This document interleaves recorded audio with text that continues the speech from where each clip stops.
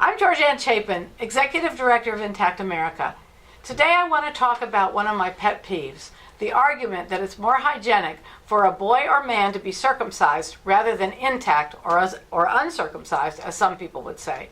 Specifically, I want to put out some talking points that I use and that you can use to refute the myth that a surgically altered penis is cleaner than a natural penis. Number one, girls' genitals have lots of folds. And by the way, girls have smegma too. Smegma is that white cheesy substance that builds up in the genitals. We don't talk about what to cut off girls to make them cleaner, although cultures that practice female genital mutilation use exactly the same hygiene arguments that Americans use for male circumcision. By the way, smegma is an ancient Greek word for soap or for cleanser. So that's something to keep in mind the next time somebody tells you there's something wrong with smegma. Number two, there's nothing clean about creating an open wound and then covering it with a diaper. It takes up to 2 weeks for an infant circumcision wound to heal. During that time, the open wound in the baby is exposed to urine, feces, and abrasion from a diaper. There's nothing clean about that. Number three, if you can teach your children to brush your teeth, can't you teach them to wash their genitals?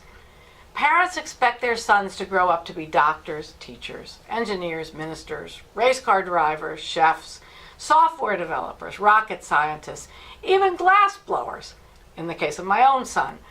But we think they can't keep their penises clean? That's crazy. Number four, we don't cut off any other body part in the name of hygiene. We don't amputate toes to keep the cheese from building up. We don't remove healthy teeth to keep them from getting cavities. We don't pull out fingernails to keep the dirt from accumulating under them. Leave that poor baby's penis alone. Here's something I never say. Back in the old days when we didn't have running water, it was necessary to cut off the foreskin to keep the penis clean. This is wrong. Circumcision has been practiced in some traditional cultures and rejected by most others for thousands of years. Non-religious circumcision in the United States became popular not before the advent of soap and running water, but at roughly the same time. With the rise of television and advertising, Americans became increasingly obsessed with cleanliness and started using perfumed cleansers to scrub their bodies and to mask their natural smells.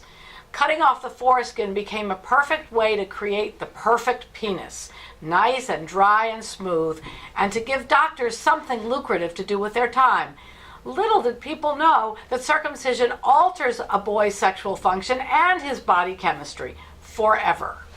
And as for that sand in the desert theory, oh please.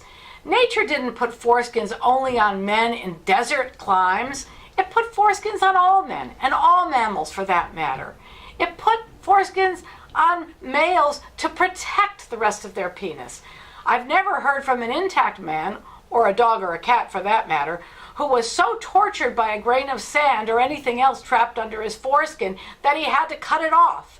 Anyway, if a pebble gets trapped in your shoes, do you throw your shoe away to protect your feet? I'm Georganne Chapin from Intact America.